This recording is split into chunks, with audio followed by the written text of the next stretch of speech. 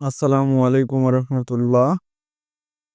যে সকল 12 থেকে 32 বছরের রোগীরা খাবারে অরুচি ক্ষুধামন্দা কথা বলতেই নেই, তাদের জন্য কার্যকরী চিকিৎসা ট্যাবলেট এটুস প্রিমিয়াম।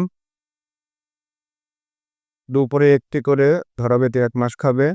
ট্যাবলেট ডনে 10 মিলিগ্রাম, সকাল একটা, দুপুরে একটা, রাতে একটা, খালি পেটে খাওয়ার আধা ঘন্টা আগে 1 মাস খাবে।